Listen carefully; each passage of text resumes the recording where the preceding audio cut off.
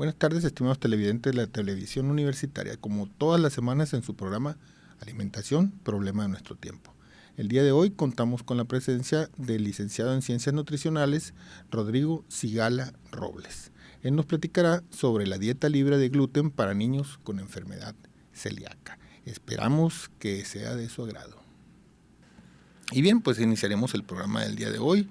Les decía, el tema es dieta libre de gluten para niños con enfermedad celíaca y nuestro invitado es el licenciado en Ciencias Nutricionales, Rodrigo Sigala Robles. Y pues empezamos desde luego dándole la bienvenida y los buenos días a nuestro invitado, Rodrigo.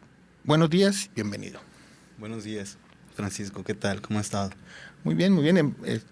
Esperamos que este programa sea de interés de todos nuestros radioescuchas y que tú nos platiques mucho sobre el tema, porque definitivamente es un tema interesante, ¿no? La enfermedad celíaca, haciendo un poquito de historia, reconocida desde hace 60, 70 años aproximadamente, después de la Segunda Guerra Mundial, durante la Segunda Guerra Mundial, pero se tienen antecedentes muy, muy antiguos, desde principios de la era cristiana, ¿no? Por allá en el siglo I, en el siglo II se reconoce. Y está relacionada con el consumo de cereales, pero tú eres el que nos va a platicar más detalles al respecto, y para ello pues empezaremos preguntándote lo obvio.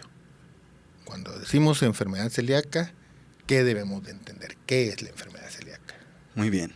Cuando nos referimos a enfermedad celíaca, nos referimos a una enfermedad que afecta principalmente el intestino delgado de aquellos niños. ¿Sí? Este es atacado por su sistema de defensa y es por eso que esta enfermedad es conocida como una enfermedad autoinmune. Esta enfermedad se presenta en personas predispuestas genéticamente. Al momento de consumir el gluten, ellos pueden llegar a desarrollar la enfermedad. El gluten es una proteína que se encuentra dentro de los cereales que son el trigo, la cebada y el centeno.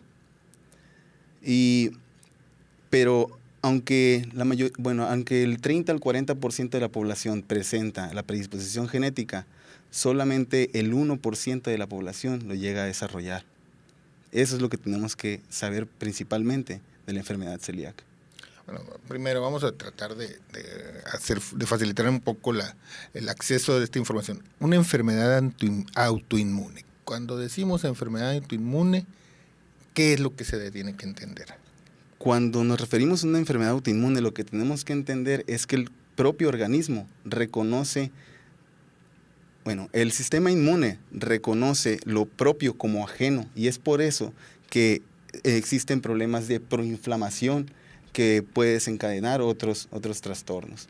O sea, a final de cuentas, el sistema inmune, que se supone que es para defendernos de las enfermedades de los cuerpos extraños, resulta que se identifica en alguna parte como que una parte de uno mismo es extraño. En el caso de la enfermedad celíaca, ¿qué parte, digamos, es las que son reconocidas como si fuera una amenaza, ¿no? Muy bien. El problema no es que sea una amenaza, sino que el organismo es capaz, por ejemplo, de absorber estas proteínas del gluten, y una vez que están dentro, hay unas células que se encargan de presentar ciertas fracciones, ciertos pedacitos que no son bien digeridos por el sistema digestivo, y se crean propios autoanticuerpos, que esos anticuerpos son los que van a ocasionar el daño o el problema en la enfermedad, ocasionando que el epitelio intestinal, la capa del intestino, se vea afectada, aplanándose y posteriormente, consecuentemente, se aplanen y se vayan a problemas de mala absorción. O sea, cuando decimos se aplanen, hay que recordar que el intestino delgado, sobre todo en la primera parte, en la que es la parte de duodeno y ayuno, tiene muchas vellosidades, y estas vellosidades tienen el objetivo de aumentar la superficie de contacto, es decir, hacer más grande la posibilidad de absorción de las sustancias alimenticias que están pasando por ahí después de haber sido digeridas en el estómago, ¿no? Entonces, el ataque en este caso, según lo que tú nos estás diciendo, de estas sustancias que genera el propio cuerpo, es precisamente sobre esas vellosidades. Por eso se dice que la aplanan, ¿no? Sí, exactamente, así es.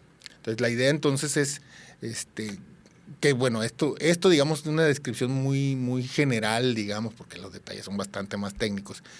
Pero desde el punto de vista de la percepción como efecto, ya como enfermedad, la enfermedad celíaca, ¿cómo se percibe por parte, en principio, del enfermo y del médico o de quien lo vaya a tratar? ¿Qué tipo de manifestaciones tiene?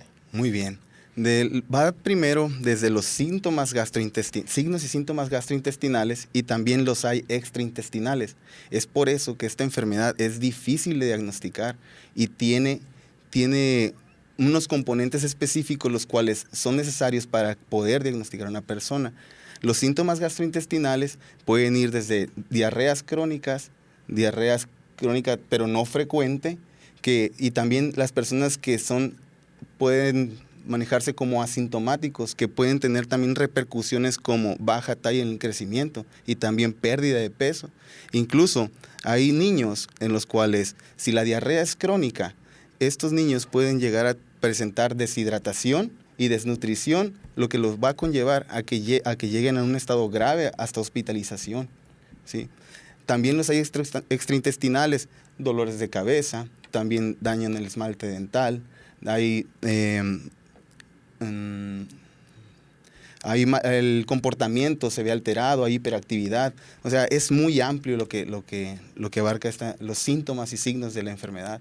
Pero, como le digo, la percepción de las personas es: mi hijo tiene la enfermedad celíaca, no la tiene, ¿qué es lo que tiene? ¿Por qué si ya le dimos tratamiento con algún antibiótico, con algún antimicrobiano, por qué mi hijo sigue presentando las diarreas?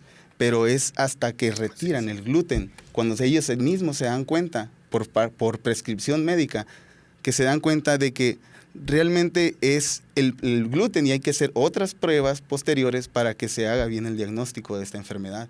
O sea, en la práctica lo que tú estás diciendo, uno, se sufre problemas con la absorción porque se dañan las vellosidades intestinales, por lo tanto disminuye la capacidad del hombre, en este caso niño, adulto, lo que sea, de absorber nutrientes. Entonces los efectos son multivariados, es una especie de desnutrición inducida, ¿no? Uh-huh. Eso por un lado. Por otro lado, y de hecho esa fue la razón por la cual se tardó tanto tiempo en reconocer, ¿no?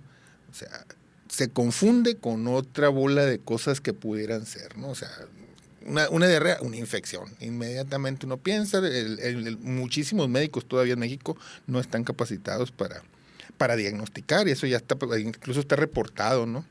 No estamos echándole problemas a nadie.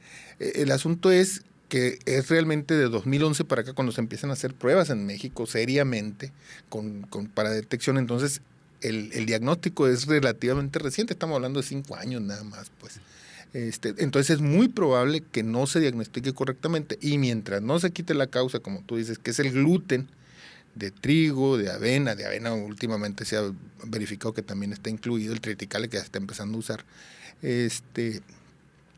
pues se empiece a diagnosticar correctamente, y la solución que se encuentra realmente, la única, es desaparecer el gluten de la dieta. Y ahí es donde entra la segunda parte de tu tema, ¿no? Que es niños, dieta libre de gluten, ¿no? Así es. Obviamente que estamos hablando de niños que tengan la enfermedad celíaca, ¿no? Porque quitar el gluten nomás porque sí, pues no es cosa sencilla. No tienen ustedes idea de la cantidad de alimentos que contienen gluten. O sea, no solo el pan, hay muchísimos alimentos que utilizan como un agregado la harina de trigo y de otros cereales, y que si no nos fijamos en la etiqueta nunca nos vamos a dar cuenta, y que por lo tanto tienen gluten también. Entonces, no es menor el quitar el gluten de la dieta de cualquier persona. Pero bueno, obviamente en esta lógica, pues te preguntaríamos primero, en términos del diagnóstico para un niño, ¿cómo se hace? Muy bien. El diagnóstico para enfermedad celíaca, considerado como estándar de oro, es realizar una biopsia, ¿sí? Mas, sin embargo, esta es muy invasiva y aparte cara. No, pues hay que darle una idea a la gente. O sea, sacar una biopsia quiere decir abrir el estómago, sacar un pedacito del intestino y luego sacarle un pedacito para luego analizarlo. No es fácil, No es un tema complicado. Entonces, por ello se han requerido otros marcadores que nos ayuden a poder elucidar, a poder comprender, a poder diagnosticar la enfermedad.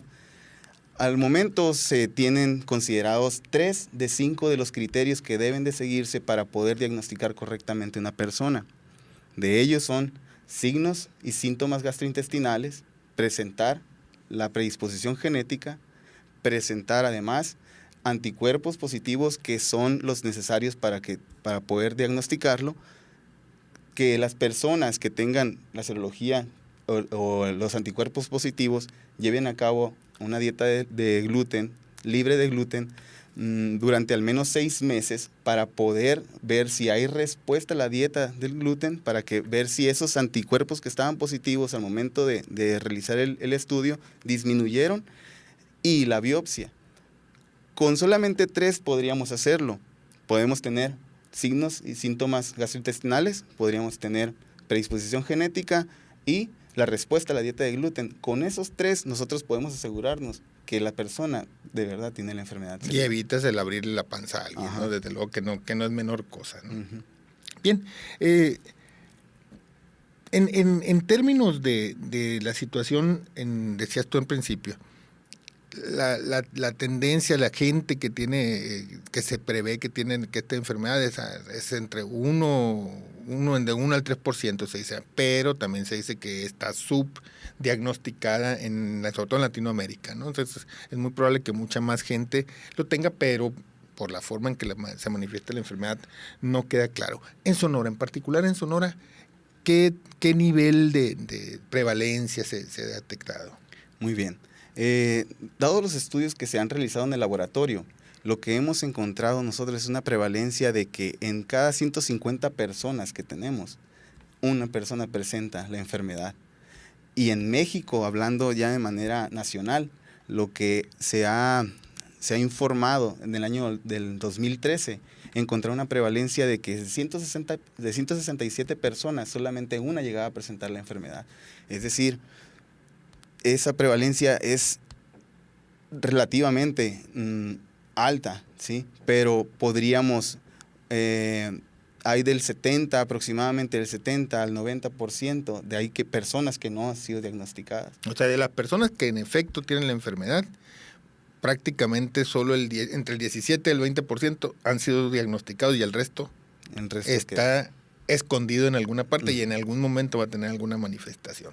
Uh-huh. Así que, por lo tanto, hay que poner atención en este tipo de sintomatologías, desde luego, ¿verdad? Uh-huh.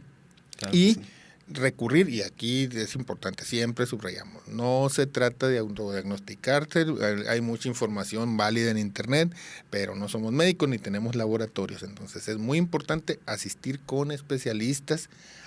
Si generamos la duda y usted se identifica con alguna de estas sintomatologías, vaya con el gastroenterólogo. Ese es el primer asunto que hay que recomendar, ¿no? Así es. Para que se haga el diagnóstico correcto en el laboratorio.